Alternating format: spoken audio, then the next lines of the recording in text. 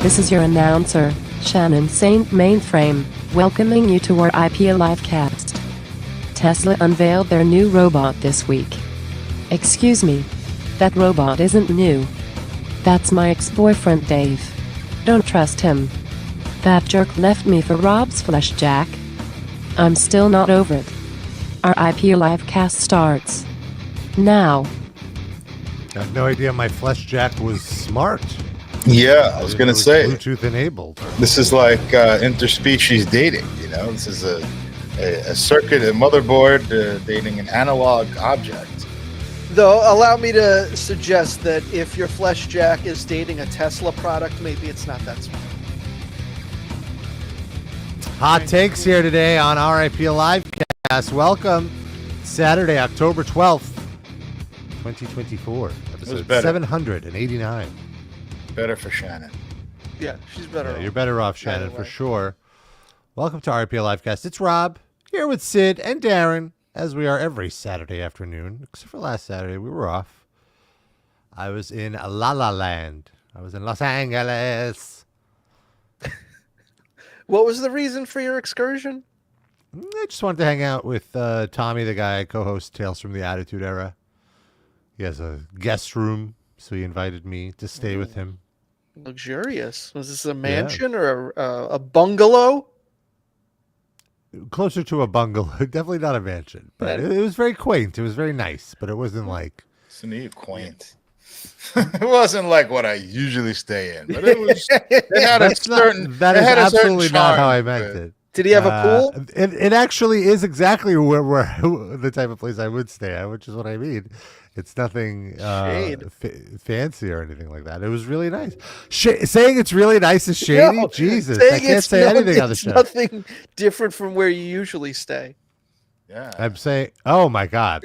Oh my God. Oh my God. I'm already getting attacked. We're 2 minutes in. I can't even breathe on this show without you jumping down my throat. This is the creator of Mae Young's hand baby, Rob. How dare you? Well, his big piece of advice is live beneath your means, and he certainly does that. No. Oh no! It keeps getting worse. The joke was this thing. He when would does the farewell episode of that podcast come out? Yeah, we're actually off the air now. We hate each other after hanging out for 3 days. Retroactive. No, him and his wife Allison were wonderful hosts, and we had some good sushi together. We went to a nice sushi place in Little Tokyo. It was like one of those bars. Yeah. You know, you sit right by the bar. You watch the guy makes the piece of sushi and hands it right to you, and then you eat it. It's very nice, very fresh. With his dirty ass hand, hands it to you, or a plate. Well, he puts it on a plate and then you pick it up off the plate. And also, it's not a dirty ass hand, first of all, and second of all, he was wearing gloves. Oh, that's nice. Would you, if you had just like stuck your mouth out open, would he? Maybe. I don't know if he could reach over that far. Just throw it like grapes. Yeah. Well, the rice might come apart. It was very nice rice. Sure. But it was good. It was nice. Did you see Steve Buscemi on there anywhere? Yeah, right. No, Steve Buscemi. That would be crazy if he showed up. He just goes to you could go to Nebraska and have sushi. Yeah. He just shows up. It's the sushi place. Oh, on my flight there, I was on JetBlue. Uh-huh.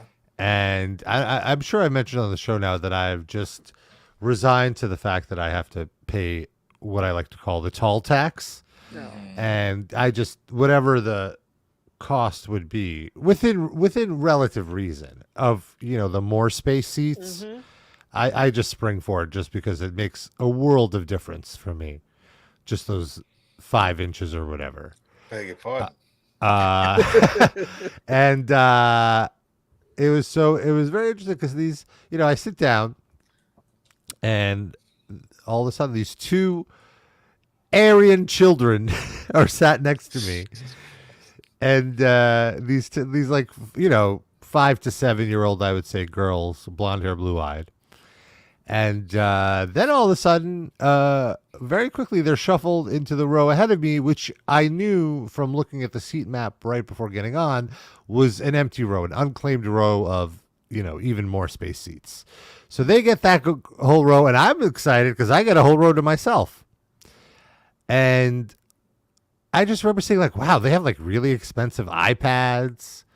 They're so well behaved for children this age, and to be like kind of unsupervised essentially. Like I'm assuming since but these seats were at the front of the coach area that their parent was in first class. Like right across, like was there? Which is like, yeah, exactly. Like right past the partition, theoretically.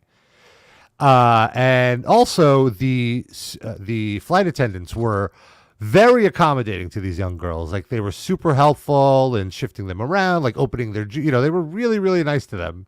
And the girls, again, were super well behaved. And halfway through the flight, their mom comes back to check in on them. And I get a quick peek at who she is.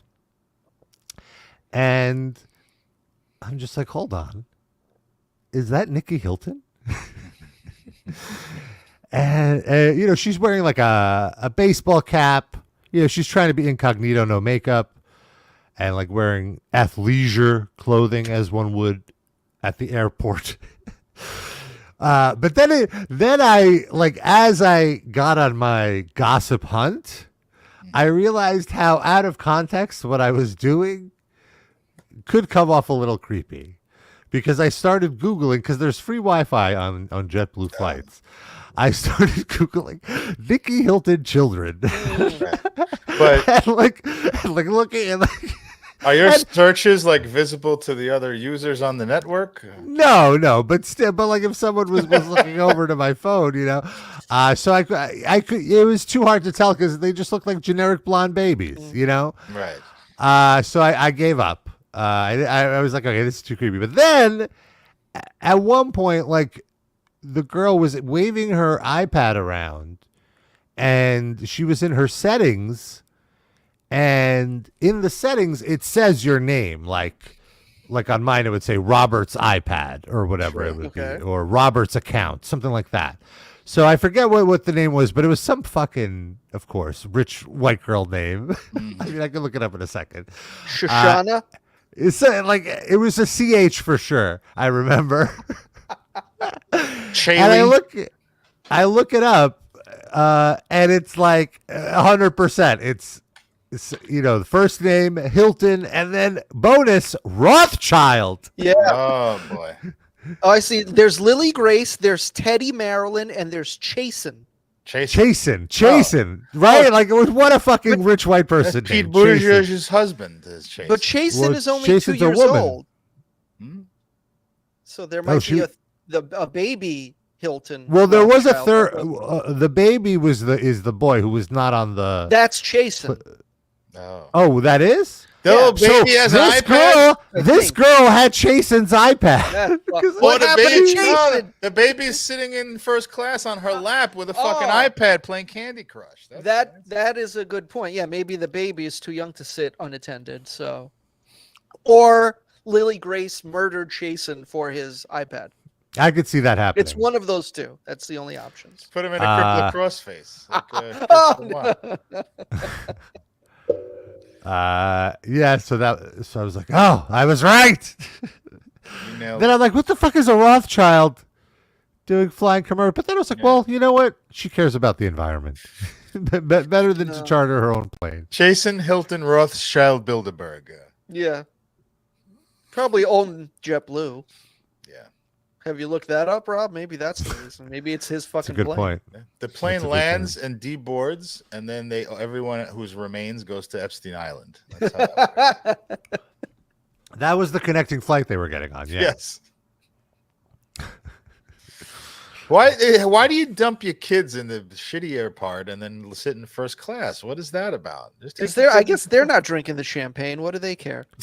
Right? Like, they're not really taking advantage of I was thinking that too. Like, is it really a money thing? I think the thing about the first class seating on this particular flight was they were each these singular seats that were like beds. Okay. So maybe she just didn't want them sitting each alone. I don't know. Is it possible that all the first class seats were taken already and their choice was either take a later flight or split up the family? You're probably right. It's Not probably very, that. not very good planning then, No, Ms. Hilton. no. Clearly, she's struggling with parenthood. Or her assistant is. I Yeah, I was suppose. gonna say. I can't imagine it's her booking the flight. Right. Yeah. Well, yeah, she seemed to care. And she also stayed at Tommy's house, or she stayed somewhere else? Yeah, we all took a car together to Tommy. Nice.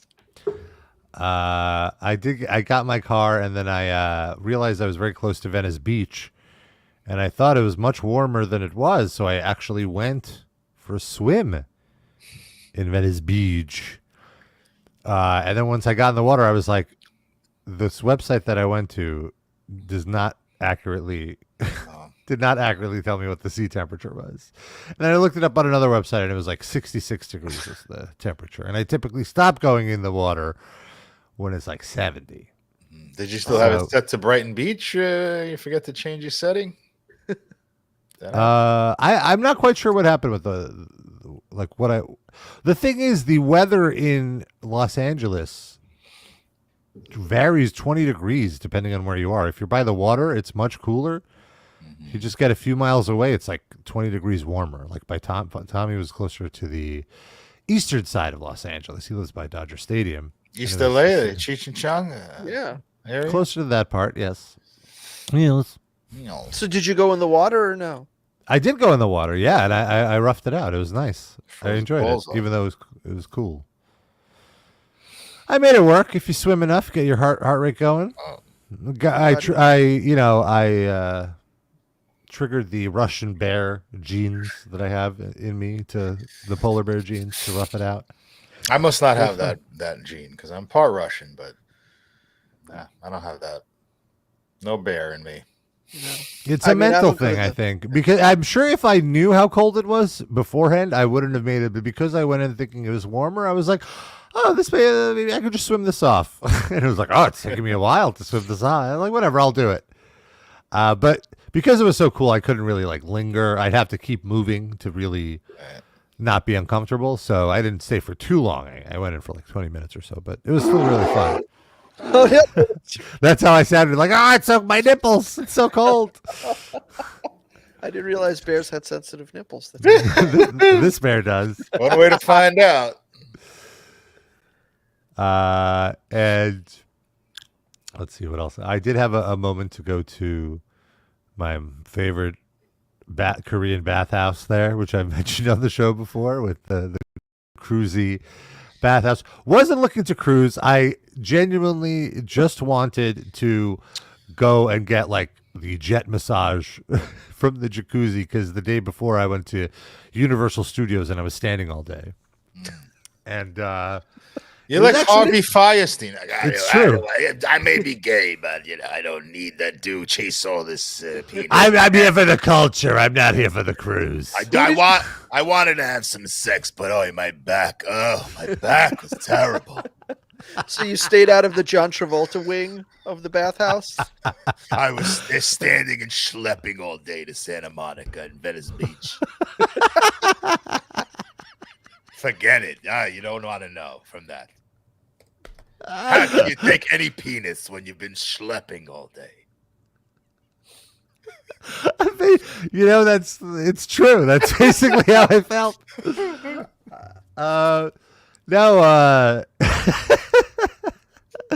Well, it was a combination of things. I wasn't really. I really just went for the schwitz.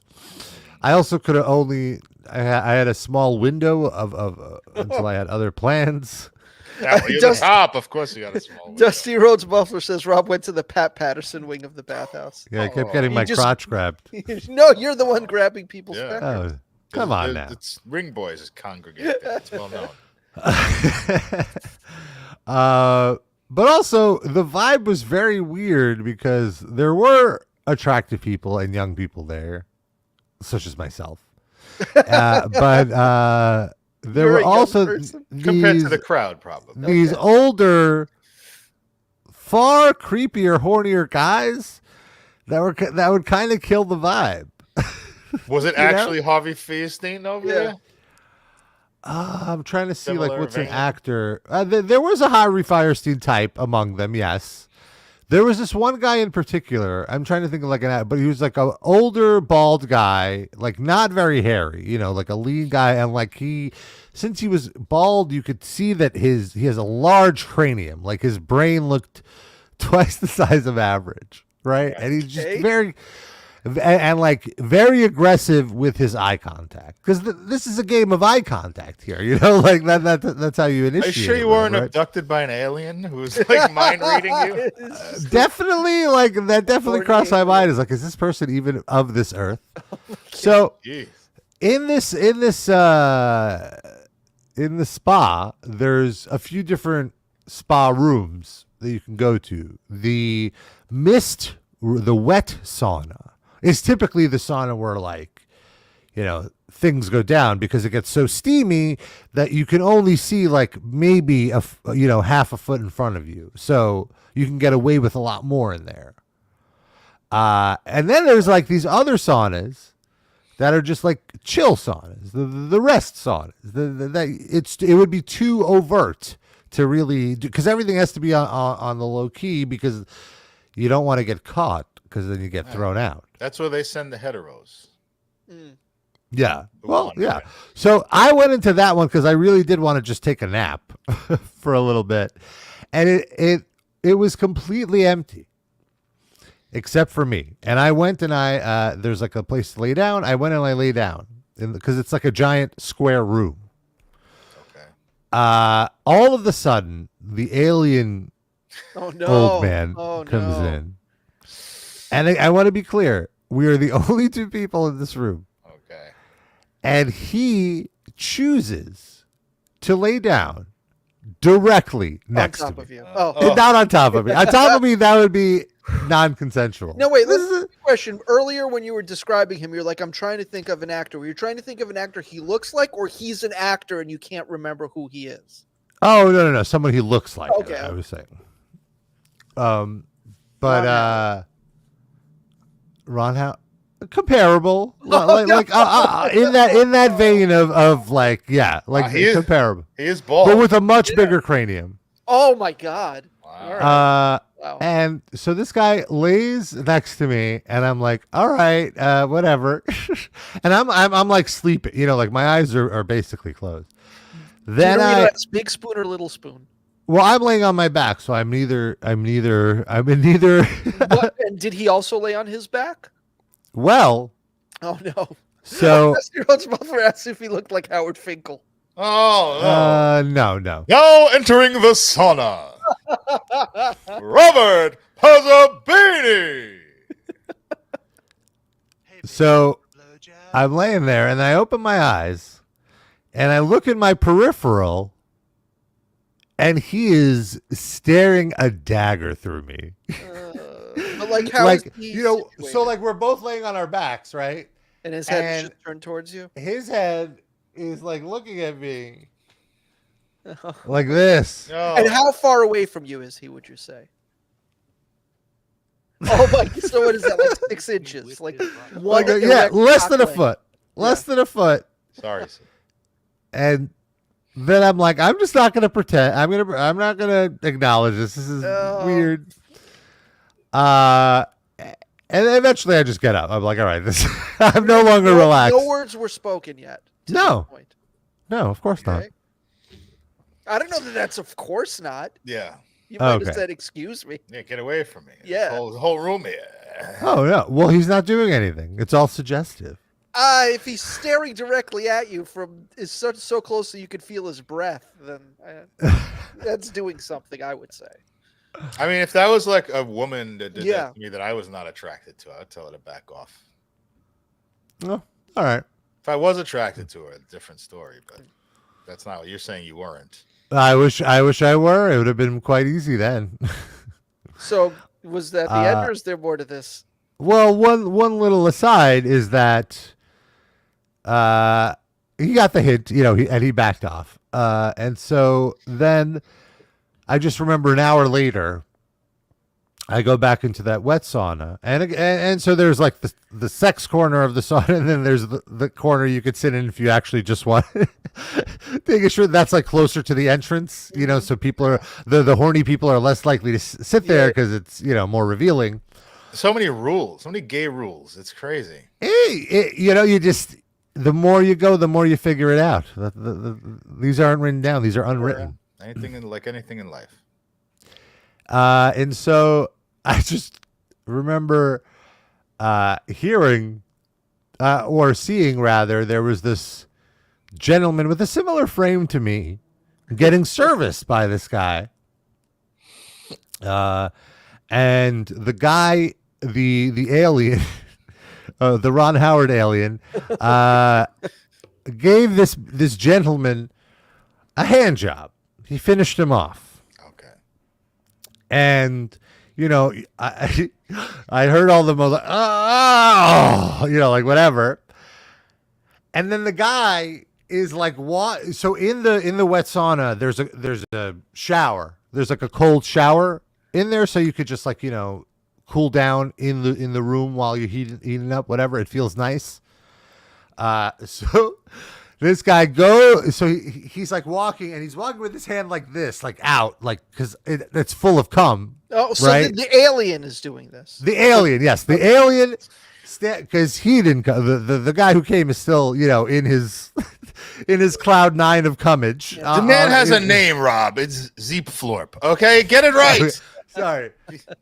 So then Zeep Florp stands up, and he's walking with like his hand in the cum, and now the shower has a thing on the wall, a button on the wall that you press to trigger it. It's just on off, and it's a time thing. It'll be on for 20 seconds.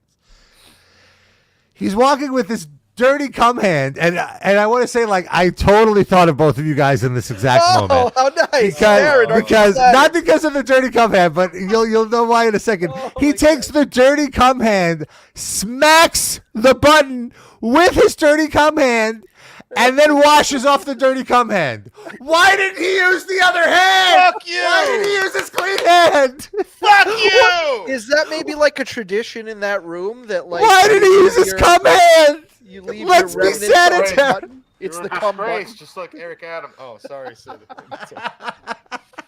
You're so disgraced with your dirty cum hand. Everyone in this spa can see you. Sir, please be considerate. Do not leave cum on the shower button. I'm sorry, Sid. If I thought you were done with your joke, I stepped up. And then I thought, well, like, look, the chances are likely that I'm probably sitting in some sort of cum. So why? It's like the subway. Yeah. And I want to be to paint a more vivid picture. You are given a towel, so my butt wasn't making contact with the bench. There was a towel separating my butt and the bench. And it's not like that. I just see stuff like that across all segments of society. Like people just coming out of the bathroom and you don't ever hear the water running and then they're just touching everything. It's like, come on, man. Instantly, it was like Curb Your Enthusiasm music. Went off in my head. Like, and that guy's probably one of the producers of Curb Your Enthusiasm. So he might be. It's true. By the way, RIP this week stands for Rob isn't participating.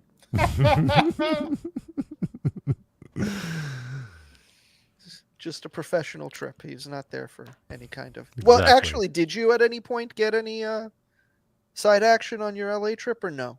No side action this time. Wow. My schedule is pretty filled up. I didn't really have much. All that time at Universal Studios.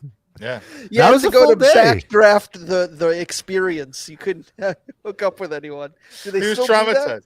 Can't watch the Backdraft movie anymore. He's traumatized by it. I don't think Backdraft is an experience there. They're building a Fast and the Furious experience over there now. Oh yeah. Look, my one recommendation is if you're gonna go, and I didn't do this, and this was my regret, just spring for the Fast Pass, the Express Pass. It might be $100 more or whatever. It might seem like it is an outrageous amount more, but if you're already committed to going, you would save so much time. Like we could have done far more if we did it. Like gross. On the one hand, we could have done far more, but on the other, it was nice because then it was the excuse to be like, we should just get out of here. Like, I don't want to stand on another line. You know. Who did you go with? So I went with my buddies from New York, actually. My buddy Pete, who is a stand-up comic, and his boyfriend Lone. Spell that. Lone. Like It's Lone Chinese. Wolf? Yeah, like chasing. Yeah. thing going Is this on another Rothschild? Rothschild child. But no, it was fun. That's good. No real stories there. You posted some pictures on our Yeah. socials of you at the Wait. Simpsons stuff. It's true. Was it Lonnie and you're just pronouncing it wrong? Is that what happened? It's like Lonnie, but with an E instead of an I. Lone. Lonnie. Was he just loaned to his parents? Is that why they named him that? Yeah, they dumped him in. They dumped him in coach while they were in first class. Hey, you're gonna sit there alone. Be quiet.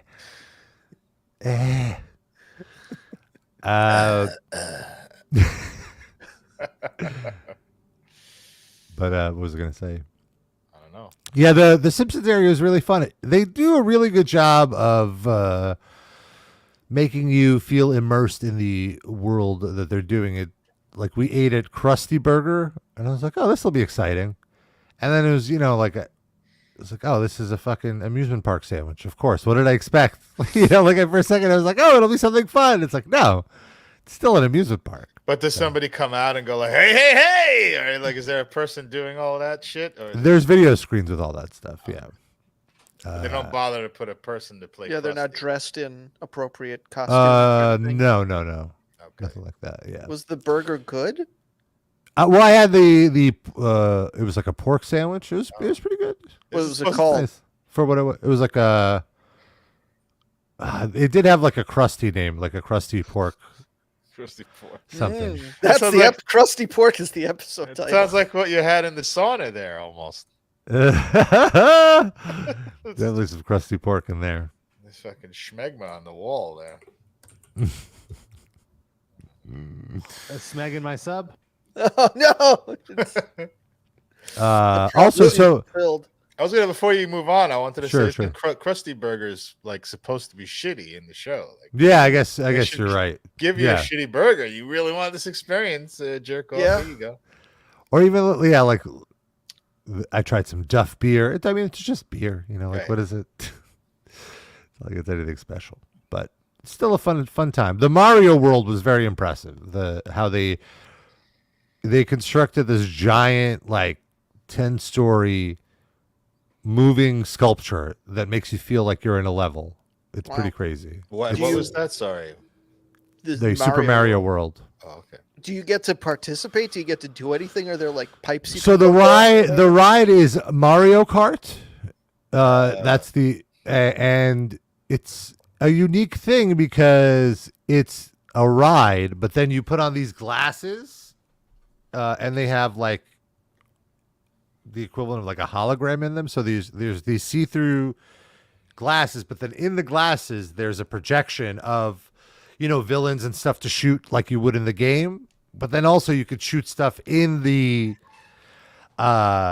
ride itself. It's a little overwhelming, honestly, the whole experience. I didn't quite get it, You're a little too old. but it looked cool. Like there was a point early on where I'm like, I'm not getting it. I'm like, oh, what do I care? Like, just enjoy the ride. It did look really nice. Like, so you can do whatever you want. So I can't make like Rob's car crash by throwing a banana peel or anything like that. Like, it's just. I believe there is kind of stuff like that, but not with the other people driving. It's Right. you're all playing as the same. You're all playing as Mario in Mario Kart, and you're fighting the people in your glasses, not the other people on the ride. But the stuff just happens as if you're in a game, but you can't play the game. Is what I'm saying. You are playing the game. Yeah, you can't could play? trip. You trip like the other characters in the game. Yes, Oh wow. and you collect bananas, and you can use them. You have a controller. Yeah. Oh cool. I'm just collecting bananas wherever he goes at the bathhouse, at the Mario. Right. Kart. Oh, and there's this whole other game. Thank you, Deuterino, who says he's a season pass holder. There's this other game where to play the game, you have to buy this particular watch at their store to enter the game. And how much is the watch? I think it's $50? No, it's like $10 or $20. Oh, It wasn't that It's bad. not terrible. But you didn't do that?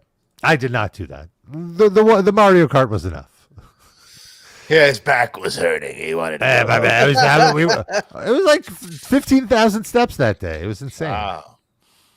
Did you have to purchase like the extra space Mario Kart? You feel more comfortable? Good question. Some of them were tight squeezes for sure. They do need to work on their storytelling though, because the story of every ride is, look at this wonderful world. Look at this. Uh-oh, something's gone wrong. Oh no, don't move. Uh-oh, something scary. Like that's every ride. The Mummy ride was like that. Yeah, exactly. Like step it up, Universal Studios writers. Maybe that could be your next gig. Maybe. There was also some haunted houses because we went to the Halloween Horror Nights. Okay. Went to the Texas Chainsaw Massacre one. For a horror maze, it was good, but it's How always many a little. horror mazes have you done? You say it like it's A few. Okay. A few. I've lived a little in my life, Sid. Okay. Is it a Korn maze? Kind of like that. Did you try that Eric Adams maze where you go into a Turkish bathhouse and you take money, bribes from people? Yeah. The alien guy was there too. It was kind of weird. Like, look at we're in this beautiful children's room with books everywhere. Oh wait, I smell some pot. Drugs, guns over here. Let's look inside this little box, a little music box. I forgot about the music box. Oh my god. Still on there. Another time I thought about you guys is when I went to see Korn. Sid, I thought about you specifically because we talked about how you will never go to another stadium show to see an artist. Most likely. A musician. Yeah. Korn were doing their 30th anniversary celebration in LA. It? They've only been around 30 years? Well, Mhm. okay. Babies, still relatively babies. And it was at a stadium because, they're from the West Coast. And I fucking hated the whole experience. I mean, they were great, but the first 2 hours were awful. First of all, I show up and I'm like, whatever, I'm on vacation. I'll pay for the stadium parking. I'll spring for it. I get there. They have no signs displaying how much parking is until you get to the very, very front. And it was $80. I would have guessed 60, but at this point, and especially in LA, I feel like under 100 is probably a pleasant surprise. I guess for me, I thought the tickets are like $150, I guess. Jesus, like that. That's at that point. If you're paying $150 for tickets, then $80 for parking is like. Well, I didn't pay $150 for tickets. Then what are you even complaining? I'm the other way around. If it's $150, I'm not paying another fucking. Are you kidding me? That's how I feel too. I agree. I was right. If it was $50, I would have done that. But $80, I felt a personal offense. It was like principle on principle. Around? I popped the Yui and I got out of there. Wow. I went the wrong way. And even the attendant was like, how did you get out of there? And I was like, sorry, man. It was a little too much for me. He's like, all right, just keep driving this way. He's like, I'm Jewish. I'm motivated to get through this traffic to get away from an $80 I'm bill. Jewish. It's Rosh Hashanah. My back I have hurts. superpowers. My back hurts from schlepping to the sauna. $80 for parking is a hate crime. So in that way. Exactly. So I just found street parking. It was like, honestly, it was just as far away probably as if I were to park in the lot at that point. I would have had to walk just as far. It just took a little longer. You didn't miss any of the show? I did miss the one band I wanted to see, which was Gojira. Oh, but I basically all of them? I got there to the venue after I parked just as they had started.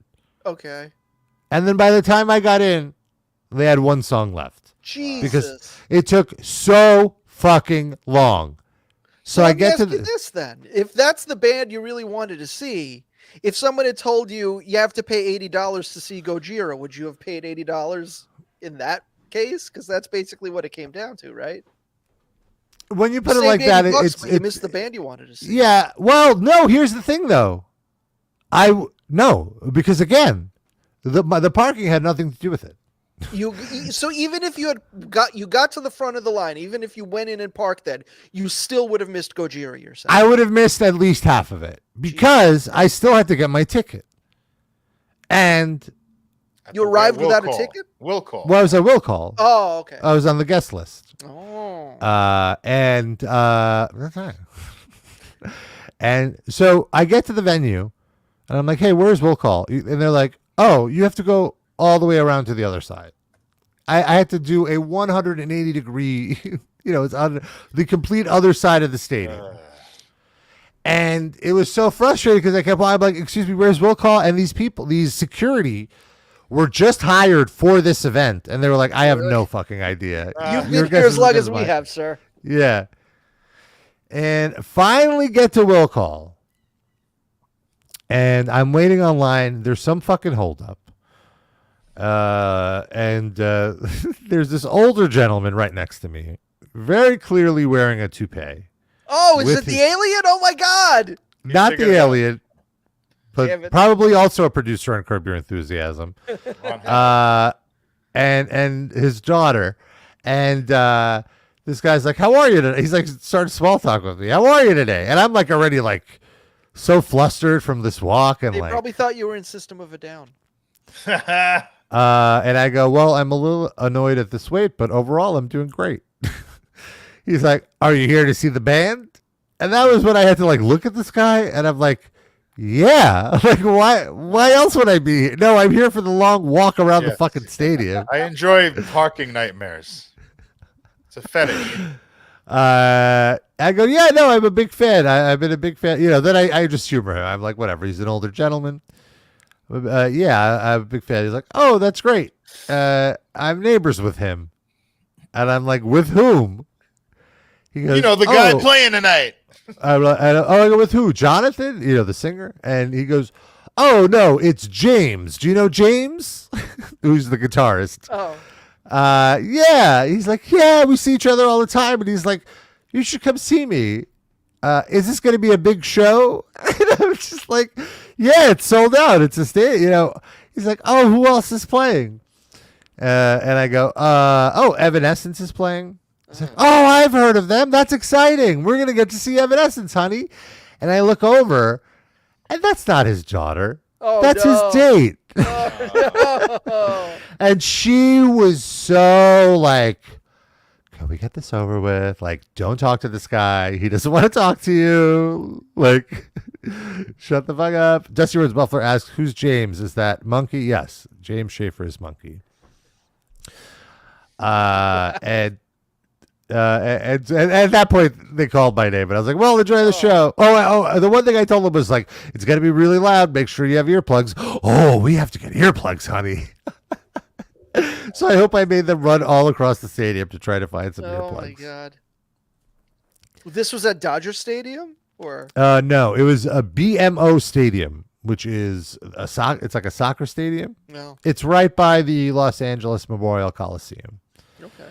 which also has these Olympic swimming pools, which I swam in, which I was blown away. Like they were literally used in the Olympics in 1932. And you're allowed to just go and swim there? They're now just public pool. It's now wow. it's been converted into a public pool, and also USC uses it.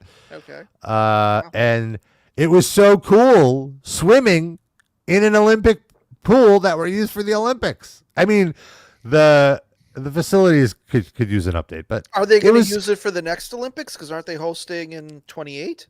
Right, they very well could. I wouldn't be surprised. It's right by it's in the LA Memorial Coliseum like complex.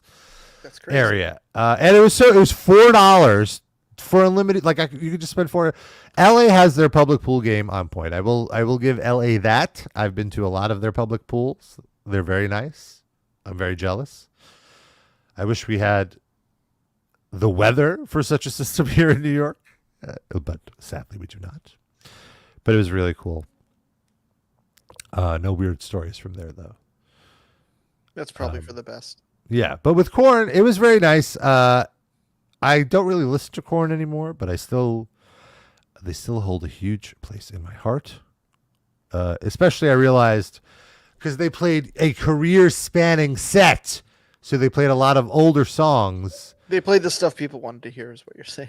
Nobody wants to Yeah. hear new Korn. Well, you know, I did get a little reflective because it was fun. Like, wow, it's been 30 years of this.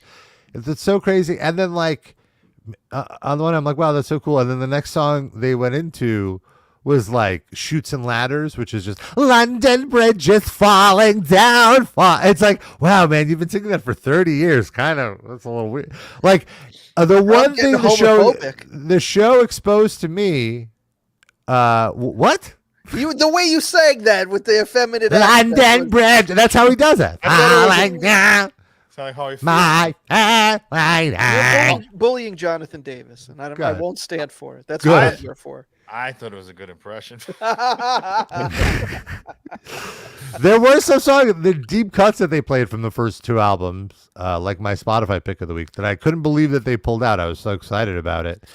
But then also just actually listening to the song for the first time in a while, I couldn't help with a lot of these songs thinking the actual riffs are great. They have this newer drummer. They've had this guy Ray forever now, since he's replaced the old guy David Silvera, who's incredible, who like completely gives the band a turbo boost. Mm-hmm. He's so good. He's like one of those. Is he as handsome as David Silvera? Not as handsome. Is he, but a way better performer. Is he related to Joey Silvera? The nice reference. Maybe. But he's really, really good. He was fun. But so the music is great. The riffs are great, but the lyrics are so stupid. Yes. It could not. And it also helped me understand, like, oh, I totally get why guys in their 20s and 30s or whatever, or like my elders of the time when I was talking about how much I like Korn, were like, really? That shit is so dumb. Like, what do you mean? It's like, oh, right. I wasn't really listening to the lyrics. Yeah. They're so stupid. Yeah. Like one of their biggest hits is All Day I Dream About Sex, which I thought was so fun, but like it's really just the dumbest song. But very relatable to teenage boys. Like, yeah, I guess, yeah. They wrote, yeah. It really. Well, that's another thing I realized. Like the things that I look at as stupid now, I think that's exactly what drew me in as a teen, because it was like, oh, this is so silly. He doesn't take himself seriously, and the music is heavy. So it's like Limp Bizkit with break stuff. Yeah, the same fucking shit. Did you stay for there when they covered "Vagina Ain't Handicapped"? I kept yelling, "Vagina ain't handicapped!" And they finally played it. I ain't handicapped. Give me the cover. How does that sound? With your great impression. Rap. Vagina ain't handicapped. Very good. I enjoyed that. Jacob says, Rabba, I love your stories. Oh, thank you, Jacob. I love that you love them. You want to try to pronounce his last name, Rob? Let's see. Sepnowski. I would guess Sipniewski. Sipniewski. The V is like the W is like a V in Polish, or Sipnewski, I would say. And Morton G saying, seeing them in 2 weeks, mostly going for Gojira and Spirit Box, though. Gojira sounded so huge. Like, I could hear them perfectly outside of the arena. And when I walked in, though, it was really cool because they played the song that they played at the French Olympics with the fire and everything. So I still got to see some of it. And they're doing a headlining tour, so I'm going to go see them there. Was Evanescence before them or after them? After them. Oh, and thank you for reminding me. Oh, what a fucking blue ball to like walk in and see Gojira and then have to fucking sit through an hour of Evanescence. Fucking Lilith Fair. What the fuck, right? The worst thing about Gojira, the worst thing about Evanescence is they turned me into like a fucking sound engineer, because I was just like, what the fuck is with this bass hum? I don't know if they didn't do sound check or something, but they sounded awful, just purely sonically, not at all, creatively or artistically. Just from a technical standpoint, they sounded bad. Before you even get to the shitty music. Yeah. Before you even get to the music, you couldn't even hear the music. Like it was, sometimes. Where were your seats? Like, how were you? Where were you? Here's the thing. I was sitting right by the soundboard on the floor. I had literally the best area for sound. This is where, and I don't know what it sounded like. The bass levels were up so high that they were bleeding.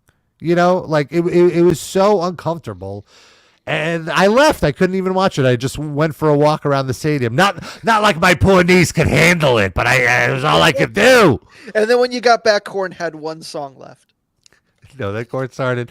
And Korn played for like an hour and a half. And really, nobody has to play more than an hour. After an hour, I started looking at my watch. I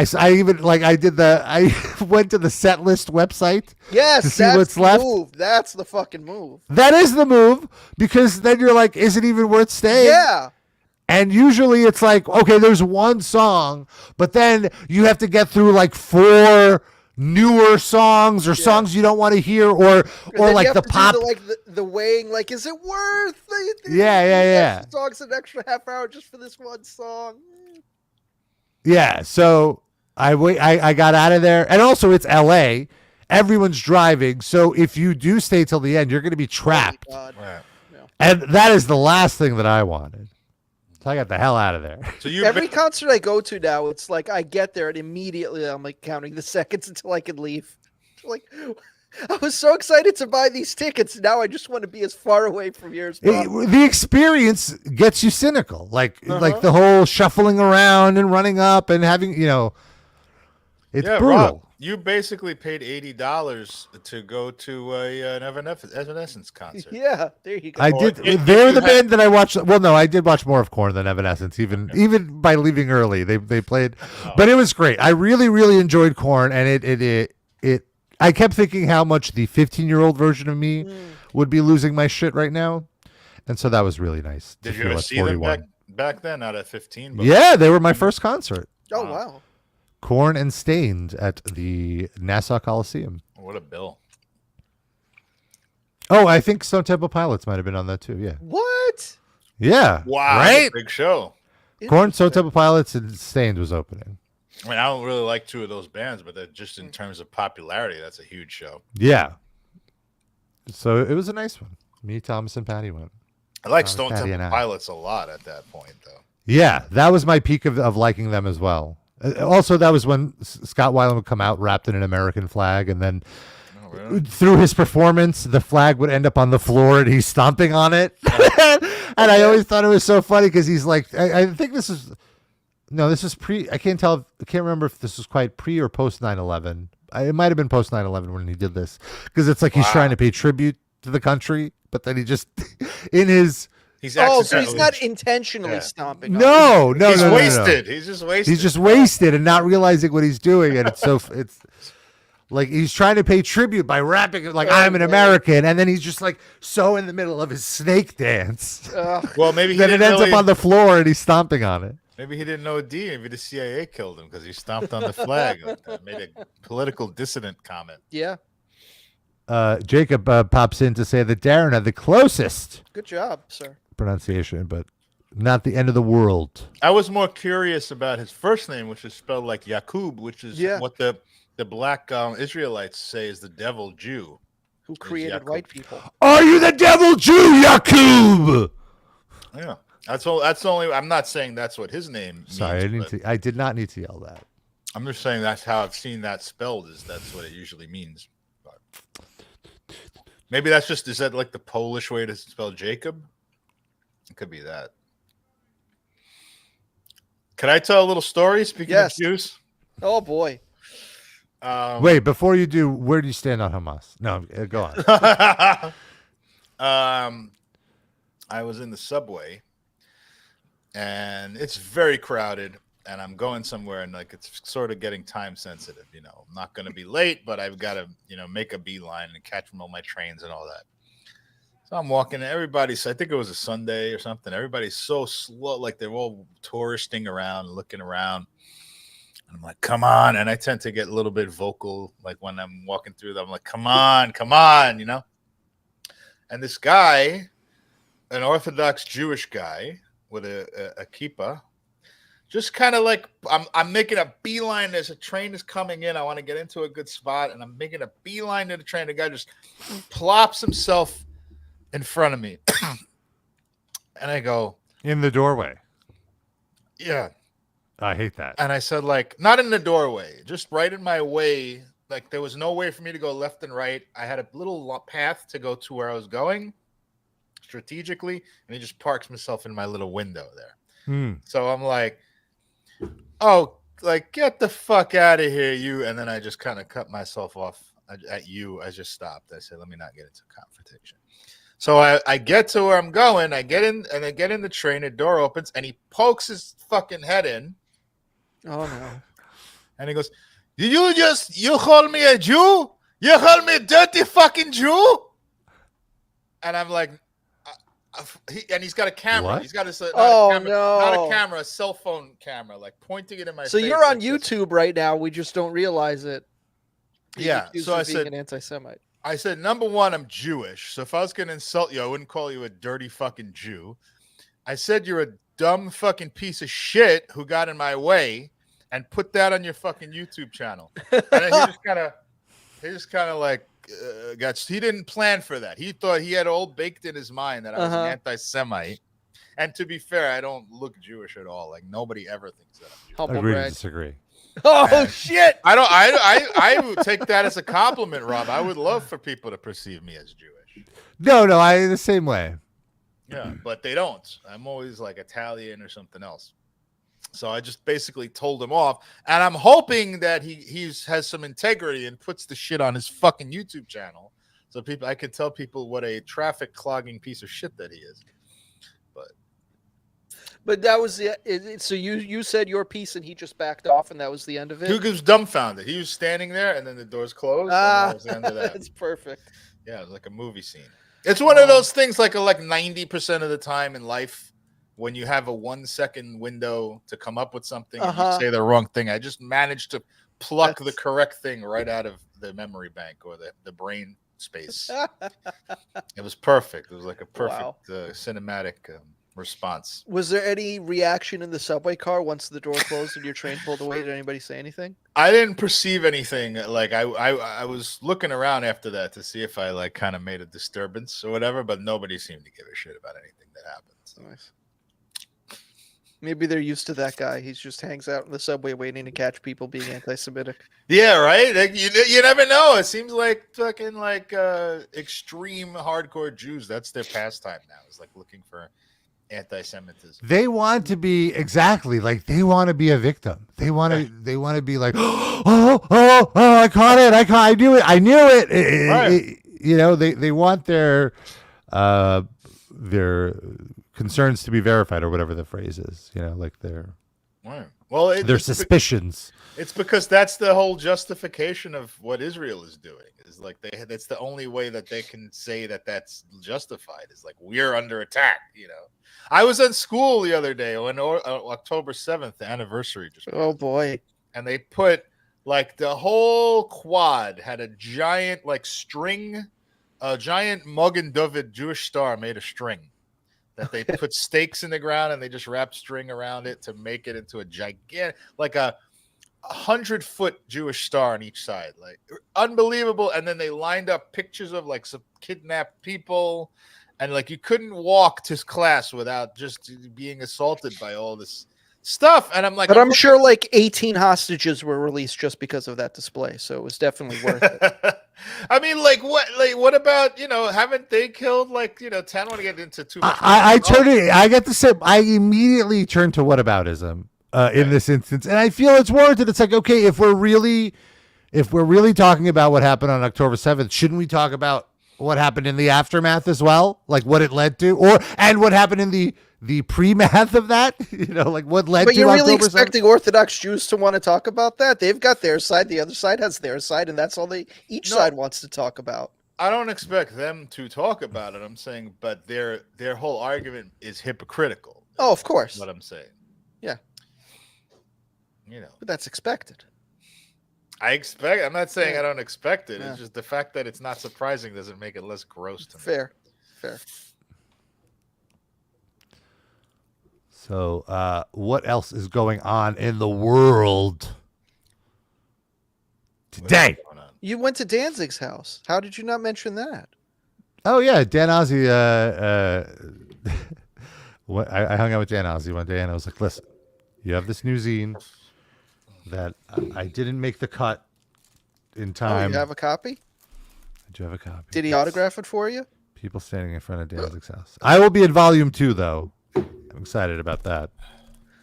So who are the people in this one that are more famous than you and more worthy of being? It's not that they're more famous. It's just they happen to be around They probably are, though. after the time that he came up with this concept, and before the time he decided to send it to the publisher. So is it just pictures? Does he interview each of these people about Danzig, or like what's the? It's a photo zine. It's not photojournalistic essays about Danzig's house? Yeah, like each person's experience with Danzig, or like what they did that day besides go to Danzig's house. You don't have the security guard who he punched in the face. And Danzig doesn't still live there, right? Or he does? He owns the place, but he no longer lives there. Is it an Airbnb? No, he's trying to sell it, but he can't. It's so crazy because it is in a very prominent part of. Yes, it's literally just people in front of that. It doesn't say who the people are. It's just pictures with no context. It's probably credits at the end or something. I hope Yeah, I so. imagine. Oh, here's the Touche Amore guy. I've never heard that band. Are they good? They're a nice hardcore band. If you like hardcore, you'd like them. Very touche, very amure. Let's see if there's anyone else I recognize here. Probably should have done this. But it's on one of the nicest blocks it's in Hollywood. It's in a very prominent part of town, and it's honestly like a cartoon walking down the block because it's the most picturesque LA block with And then all really of a nice sudden, houses. shitty house.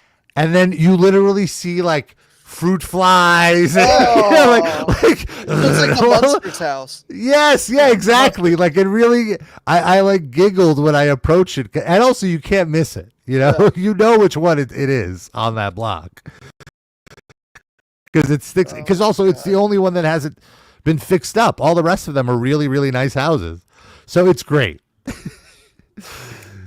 It's very wonderful, and it was a fun experience. Beforehand, here's my buddy Colin from God's Hate. Look, this guy. The muscly guy or the other guy? The muscly guy, yeah. Okay. He looks like Jeff Rosenstock on steroids. The other guy looks too happy to be in a band called God's Hate. Yeah, that's what I was thinking because it looked like you were more showing the other guy. Oh, so yeah, the last few pages has an index of who all the people are. So that's good. That's good. That's important. Yes. It's cute. It's just nice photos in front of Danzig's house.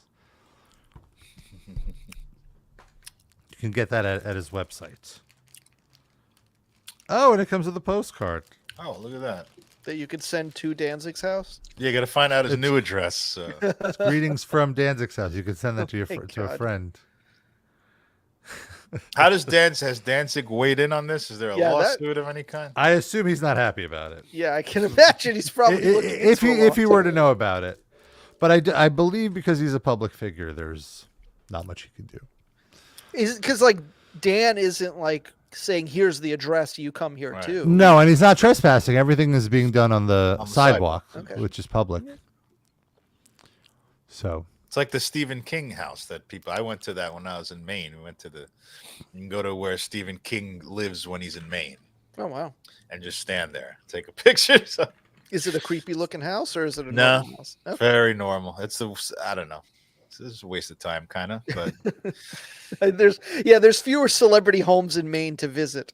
So I guess the appeal is like there's a chance that Stephen King might be there and stick his head out and tell you to get the fuck out of there. Yeah. Like that's probably the only thing that could happen that's interesting. Yeah. Maybe you go to Kennebunkport and see one of the Bush family and go through with them. That's like the only other thing. Jacob gives us an update. He says he is not the devil Jew. The accent goes at A, so I guess it's Jacob. Yeah, by the way, Jacob, I did not, or Jacob, I don't know. I didn't mean Jacob to say that you were. I didn't mean to say that you were named after the devil Jew. I was wondering what the connection is between those two things. I had a professor in college the first time I was in college in my 20s, whose name was Professor Jackoff, and it was Jacoff, and he made very clear on the first day that his name was pronounced Jacoff and not Jackoff, and he was very serious. He had like not a drop of sense of humor about it either. I'm imagining he must have at some point had a sense of humor about it, but then like junior high school probably beat that out of him. Yeah. He was That's a very dour kind of guy. What was the subject? Art history. Oh my God. It's one of those classes they make you take in the beginning before you declare a major. Uh-huh. You got to take one from humanities and one from That was the only final I cheated on, was my art final in college. Really?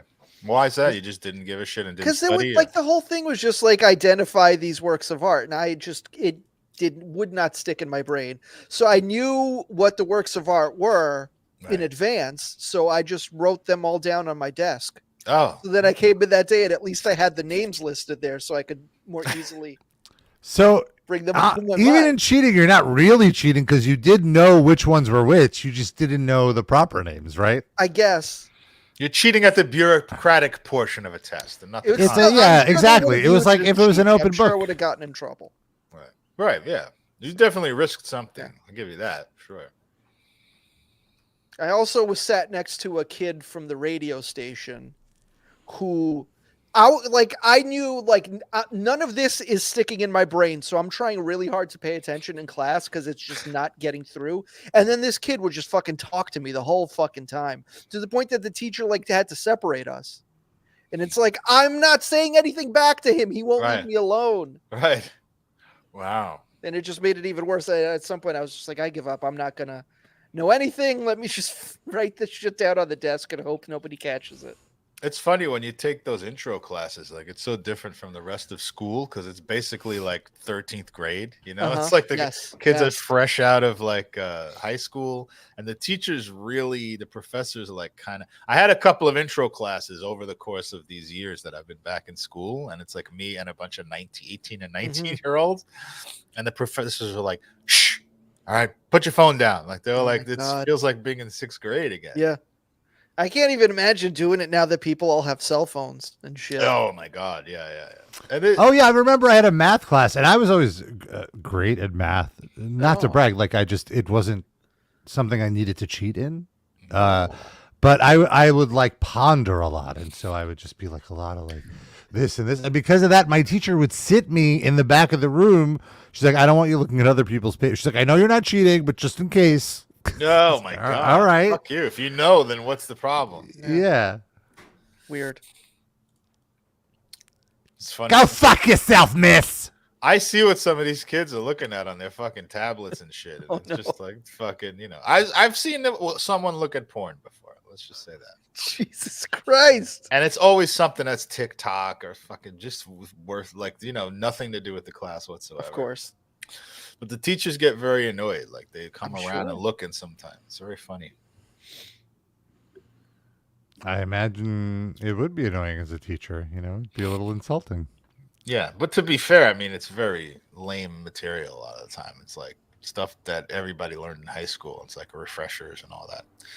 So I have one class like that now because I'm finishing up my real coursework, and like I just had to gobble up a few things that are like kind of easy to fill up my degree, and one of them was an intro to philosophy course, and it's just like so easy. It's just like it's like, but these kids don't even try. Like they don't even give a shit. There's a big discussion board, like a blog, where you got to go write something every week as a comment on the blog, and that's how you do your weekly like grade, is to give you something to do every week, like homework. Okay.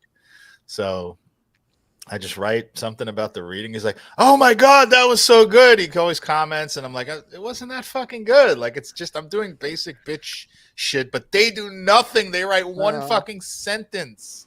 Like Descartes is a very interesting person because he thinks of stuff. Like it's just like it's most line one of the Wikipedia entry. Yes, the least you could. For the Descartes was a Frenchman. They just don't try. So he's like, sad. He's just over it. But that was the trick that I got in my philosophy class at Brooklyn College as well, where it's like the teacher will be thrilled even if you're just bullshitting. If you're bullshitting about the actual subject, Right.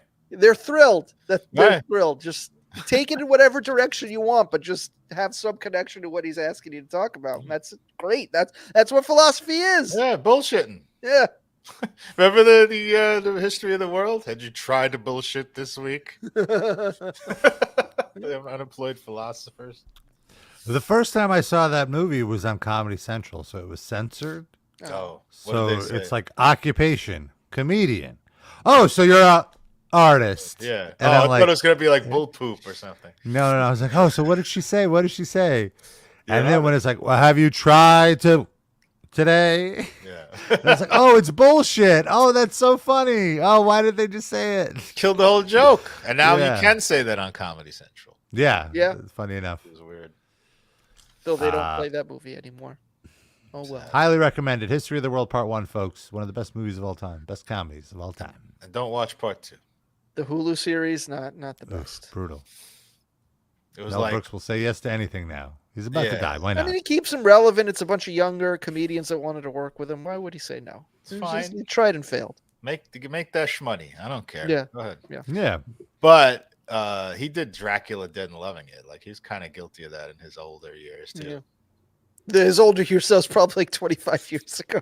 I Yeah. used the wrong Alive. word. I meant old days is what I Yeah, meant. yeah. Younger years Yeah. would have been more accurate. So he was still old as dirt then. Yeah, sure. But there was Well- like probably 10 good jokes in that whole series, I would say. There's some things landed, but very few. Yeah. Not the best. Speaking of a joke, let's talk about Elon Musk. Oh boy. Oh. There was a big Tesla event this weekend, and it's such an eye roller. I used to be a much bigger fan of Tesla than I am now. And now, I like anything I see, I'm like, oh, these fucking idiots. But you never like owned a Tesla product of any kind. No, well, I couldn't afford it at the time. Well, in what way were you a fan? Like you're an aspiring, like you wanted to buy a Tesla or something? Yeah, exactly. Like it felt like, I guess it coincided with my Apple fandom before the reality cynicism took over of like, oh, it's so future tech, and it's like, oh, there's no gas. It's like it's great for the environment. It's like it's all bullshit. You know, like yeah. batteries are just as shitty for the environment as gases. But that's a reasonable lane to go down, I think. Yeah. No, well, also, I thought he was so smart before I really started to look into what a fucking doofus this guy is. He to be fair, also to you, he didn't really speak nearly as much as he does now. Agreed. Yeah, like he would only totally agree. It was the more I saw him speak, the more I realized, oh, better to be thought of as a fool than to open your mouth and to erase all doubt. And man, has he been opening his mouth. Yeah. So anyway, so they had like a showing, a demo of future concepts, and I am just blown away at how easily fooled people are at some of this stuff, especially watching shows like Silicon Valley on HBO and seeing how, you know, kind of like jokey versions of the reality of these kind of companies. So, you know, the Cybertruck, have you guys seen a Cybertruck IRL? Numerous, Oh, yeah. Yeah. Anytime I see it, I'm like, it's like the Dennis from I laugh Sunny every meme. time. It's like You the first dumb bitch. That's all I keep thinking of. You dumb bitch. Yeah. You can't believe it. I see a lot of them on Brighton now too. Wow. I've seen a few of them. People get them skinned out. look It's like what? ridiculous. Like they get a different finish, like Camo? a black. I saw a I've yellow seen it- one, like a cab. Oh. Looked like a cab. Yeah, it was so stupid. I think I've only seen them in their normal silver or whatever you want to call that. So It's now always he's like younger dudes. It's like dudes in their 20s or 30s where I'm like, where did you get the money for this? And why is this what you're spending that money on? Yeah. Ugh. So they just unveiled some new products that do not look good, but people are losing their shit over them. So I wanted to talk to you guys about them. So this is a new thing. It's the Robo Van. No way. It looks like a futuristic like train car. Yeah, I guess, but like, all right. So it's a van. It seats 20 people. There's no driver. It's a driverless car. So, but why this isn't anything advanced? It's just the same thing he's been doing, but in a different shape. Why is this something to freak out about? Because it's something new. Look at the design of it. It's so futuristic. It looks like the fucking air train at JFK. Exactly. Like, who would want this? And how much does it cost? $300,000? Well, that's the thing. None of that sort of stuff. No release date, no price, no nothing. It's like, look at what we're working on. It's just a fucking demo to get some people riled up, investing in their stock. They're never going to put this out. Yeah. They've been promising a roadster forever, and they never released one. What? The Tesla Roadster. Oh, no, don't block Pop Bass, Rob. Yeah. How do we get all these great updates? Oh, sorry. It's like it's their like kind of Corvette type car. That thing before the last thing looked like it looked like a like the van? opening to a Johnny Rockets or something. Yes. Yes. We're gonna have a milkshake. Let me see if the interior. Here's the interior of the car. Okay. Oh, well, beautiful. All right. It's like, okay, whatever. Is that those seats designed to give you scoliosis? What was that all about? No, that's not real. This is the thing. Is it's like, what happens when this car is in New York City and hits one fucking pothole? It's gonna tip over. Look at it. There's no suspension. Looks like a toaster. It does not look nice to me. It doesn't look cool. Or like to a me. fancy tape dispenser. It looks like an idiot's idea of something fancy. Yeah. You know? Like, it looks like when you go into the 99-cent store and they have like fancy champagne. It's like retrofuturism. Where it's like, this is what they thought looked cool and futuristic in like the 70s. Exactly. But like, absolutely. all right, it just looks like a thing that we see. So there's also the Robo Taxi that they've announced. Great porn site. This is it. Oh. It's a 2-door. There's no steering wheel. You just get in and the car will drive you. This looks like if C-3PO was a transformer. Yeah, and really, like, these are renderings. If you look at here's a zoom in on the actual product. Like, this is spray painted. Look at how tacky this looks. It's so fucking corny. Cheap. It's unbelievable.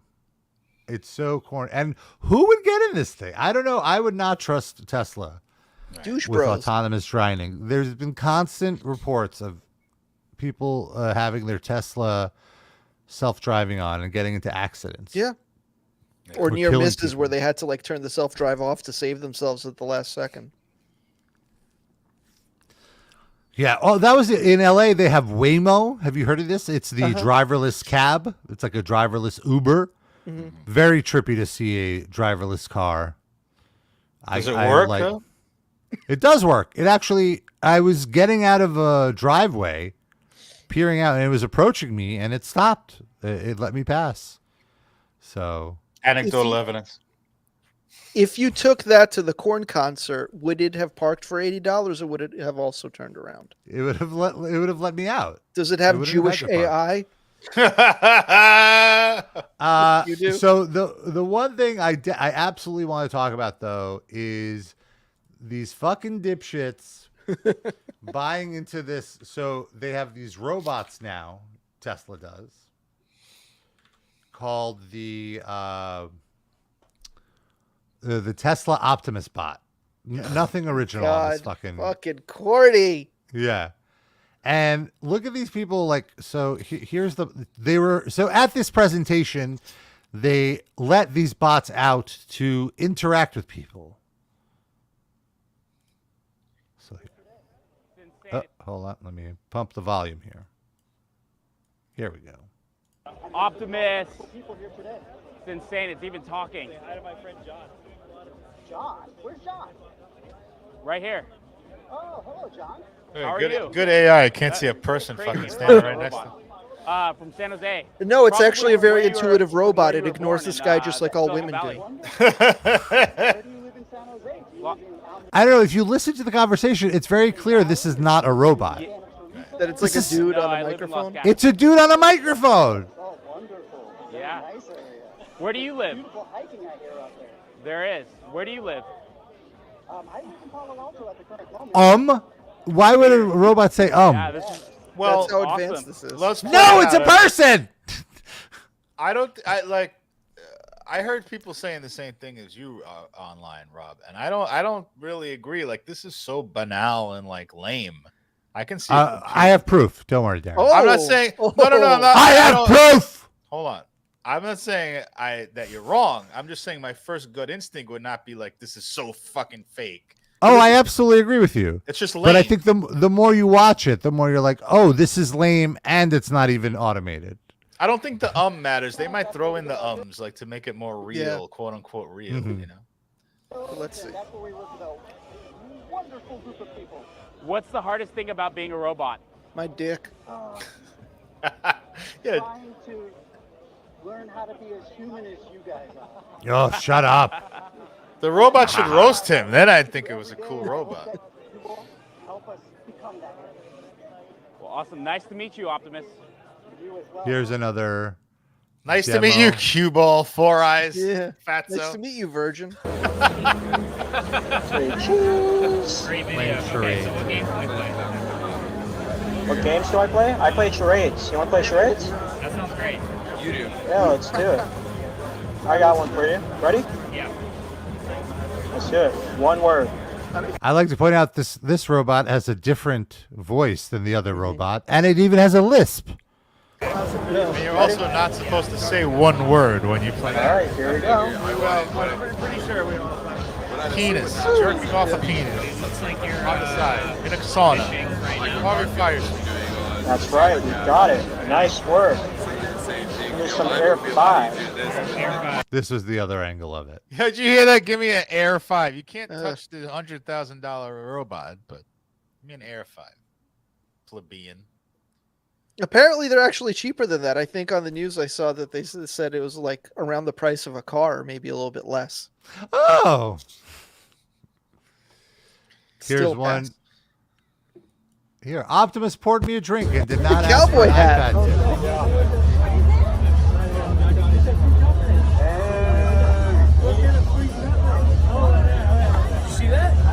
Well, See Optimus that? fucked my wife better than I ever. Yeah, for sure. Let's do it. Little video.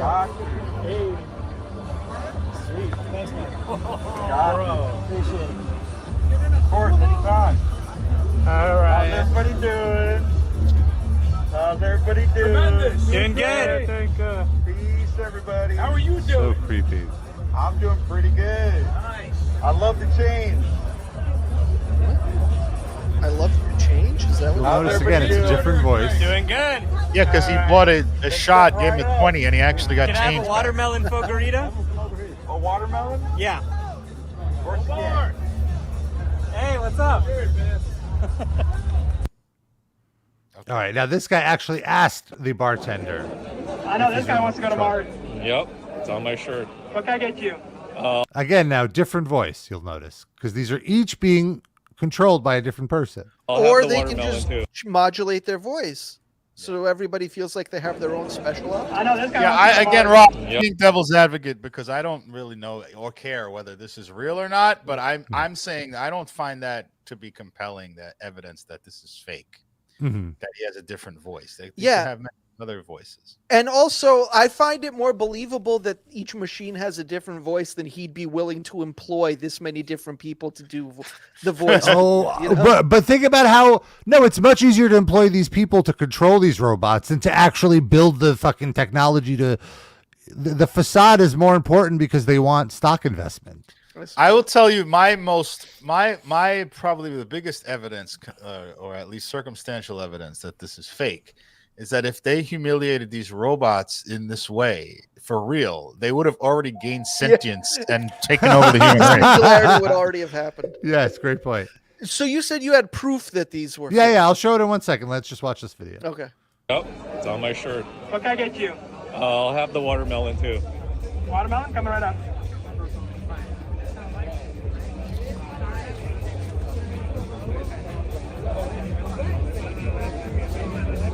So are you being remote controlled?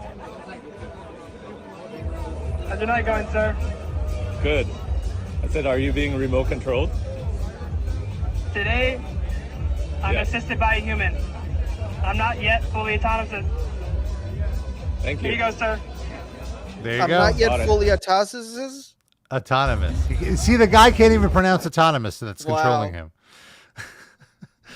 And then, so here is a demo that they showed a few months ago on how it's done. So there's basically someone behind the curtain controlling him and with cameras. So it's like Green Day's extra guitarist. You just hide him in the back. Yeah, exactly. But like, how is he serving drinks then? That guy can just know exactly where the drink is and the There's a draft camera. and all He's looking at. Look, he has the So camera. it's like view. it's basically like a virtual reality experience for this dude. that. Oh, I see. Yeah, exactly. This is so stupid. It's why? so dumb. It's so dumb. Oh It's my to get God. people to believe the fantasy, to invest in the stock, to pump up the stock. So, but why are they showing this then? If it's supposed to create a fantasy, why are they showing how they're doing it? They weren't. This is a separate thing from a different. Oh, Someone just pulled this up on Twitter to show that they were showing off this technology like years ago. so this is Tesla, but not part of this Correct. rollout. Yeah. Okay. Yes, exactly. Okay. And then here is the lab where they were working on these guys. Jesus Christ. And you could see here, you see this guy, and this robot is mimicking exactly what he's doing. Are they doing the whip and the nay-nay? This is So where the dumb. money is going. Like, this is what billionaires are investing in to replace workers eventually. Yeah. It's nice. It's nice. And then we all become batteries. For the Oh my machine. God. Yeah, we're the batteries. So, there you have it, folks. Good times. That's your tech update from Rabba. Thank you, sir. And when is your robot arriving? I have a pre-order already. Zach notes, imagine waiting this long to get a beer poured. Too long. Who are you? Great point, Zach. If you gave me a Douglas Levison robot, I might purchase that. Just send him out into the street to yell at people. Yeah, yellow trumpet players.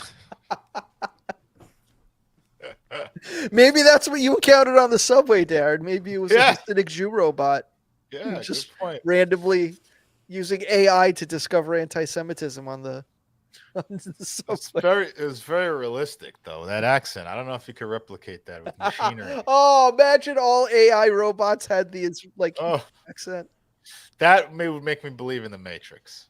If that happened. Yeah, both. Oh, They should make a Tesla robot that goes to all the saunas and cleans the cum drippings off. oh my God. You off can of all wipe your thumb fixtures. hand on the robot's face. Yeah, that would create the singularity. And then the robot tells you what STDs the cummer has. That's the trick there. That's useful. Like, there's like the cat litter now that tells you if your cat's got like too much acid or whatever in their urine, or if there's like health issues, crystals. It'd be like iRobot within a week. I no longer wish to be your comrade. He's just wiping cum off his face as he pulls out a gigantic machine gun to mow humans down. That's the movie poster. Jilted robot shows up at the bathhouse, takes everybody out. I assure you, this is not homophobic.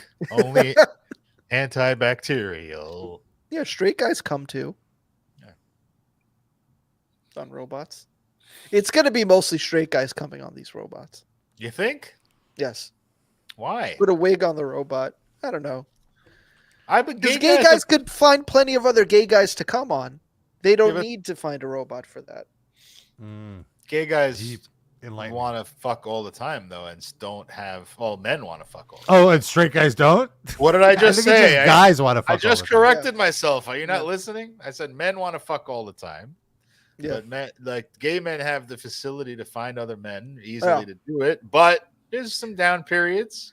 You come across a robot, you come across a robot. Literally. Oh, the poor robot. Oh well. Can we get a Harvey Fierstein robot that's tired of taking cum shots because he schlepped all around the city? I was at Spago sitting on my back. Those chairs are overrated. They want to get you out of there as quick as possible. You got to turn those tables over. Well, folks, we did it. What did we do? Learned so much. It's a valid question. Let's talk about our Spotify picks. Each week, we each pick a song. Throw it on our Spotify playlist. You can check it out. Look for RIPL Livecast Music Break. And my pick this week is a song that Korn performed. Korn performed. Korn performed. I was very excited about it because I don't know if it's a deep cut, but it's an older song, one that I haven't heard them play live. And it has a very notable intro, like a very unique intro. There's a little. Is it the only one where their instruments are actually tuned? Maybe, but so when the first note hit, I was like, "What? No way!" And then they played it, and I was very excited. The song is "Good God," and I really like it. That's my pick. Sid, what did you pick? So in my Sirius radio listening, I often have the First Wave channel on, and I've noticed lately that almost every time I'm in the car, they play the song "Don't Change" by INXS, which is a very good song. And Michael Hutchence is a very good singer. But my first experience with this song was the pop punk band Face to Face did a covers album, and this was on that album, and I thought their version was great. And now the Michael Hutchence original vocals just don't sound right to me. Like I hear the original version, and I'm like, this just is slightly worse than the cover version that I grew up listening to. So I put the Face to Face cover of "Don't Change" on the playlist. It's quite good. Darren, what's your pick? Well, I watched a movie. I don't know if you're familiar with this movie called Fish Tank. You guys ever see that movie? No. It's this British movie, which is, I would say, you would both love it, but it's right up Sid's alley. It's one of the most cynical movies I've ever seen. It's like if Charlie Kaufman wrote a coming-of-age movie about a 15-year-old girl and everyone talks like Ali G. That's the way I would sum. Wow. Okay. The way I would sum it up. It's very depressing. Everything's miserable. But in the movie, it's like about a very financially, economically depressed region in the UK, in England. But everyone listens to reggae, everyone listens to dance hall, all the white people just listen to like black artists and stuff. And the soundtrack is just full of great like 90s hip hop and current hip hop, and even Ja Rule is on it. It's like oh my god, it's a whole thing. And also old reggae artists like Toots and the Mayalls and stuff. But the song I chose was Gangstar, just to get a rep. I love Gangstar, big fan. So check that movie out, Fish Tank, if you want to be depressed. It might be one of those that goes in the Requiem for a Dream category. Wow. Where a great movie where I would never want to watch it again in my life. God damn. Great movie. And also nobody's really in it that's famous except one person, Michael Fassbender is in it. Has a pretty big part in it, but everyone else is like unknown actors. In fact, the one that plays the 15-year-old girl, she did a couple of other things, and then she quit acting and went to be a security guard in like a retail store, and all the media covered her because this was a huge movie that like at film festivals, and she won the best newcomer award, and then she just and all the British tabloids like harassed her forever. Then she came out of retirement and she started EastEnders. Oh, okay. That show. Nice. So but very interesting. Okay. Really good movie. And folks, this is a free podcast, but if you want to show your support, we would appreciate it. Throw a little dollar in the tip jar. Patreon.com/RIPLivecast. Donate as much or as little as you want. We'll take it all, baby. But if you want to throw us $5 a month, get access to bonus episodes, 2 bonus episodes a month, in fact. We have some great stuff. We have over 3 years. We have over 5 years now of bonus content on there, including our entire Hall of Fame series, which we've been slowly rolling out on the free tier. There was another episode last week released. Most recently, we did a roundtable discussion of the Mr. McMahon documentary on Netflix. And also we did a episode where I revealed way too much about dirty things. We learned about male chastity. We learned about caged jock. We've done watch-alongs of every Danzig film. So now Rob has watched his house and all his movies. Yes, we did a listen along of the Macho Man album, of Risk from Megadeth, of Saint Anger. You could watch us suffer through every second of Saint Anger. And Chinese Democracy. And Lulu. And Chinese Democracy. God, that's right. So tons of great episodes in the Patreon, patreon.com/RIPLivecast. $10 a month. You're a top Livecast fan of the week. Get a shout out at the end of the show. Can we do it as Harvey Firestein? Oh, you have to. It's a must. I'm too tired. I can't do it. Eric and Benjamin, you guys are amazing. You're like a fine wine or a nice hunk of pastrami from Katz's Deli. Dan R. That sounds very French, like in my old days as a torch song singer, when I like to imagine myself as a young Marlena Dietrich. Lando Danks and LaCroix. You two, I might have noticed you at my calisthenics warming up for my aerobics class, which I walked out on in 2 minutes because I'm an old schlump.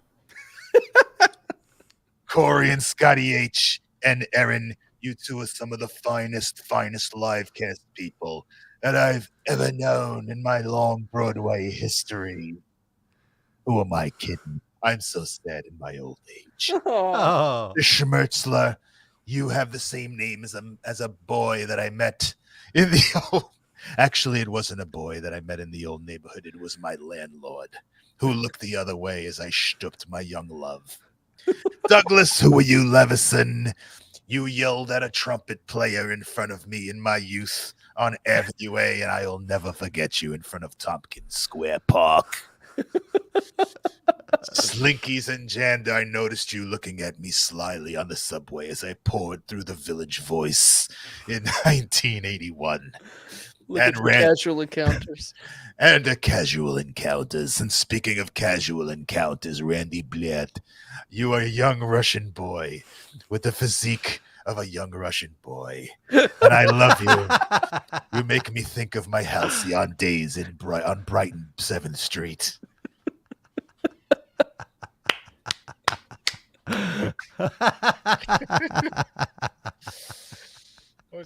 All right. That's our show, folks. We're out of here. We'll be back next week. Thanks for tuning in. Until then, we love you. We kiss you. Bye-bye.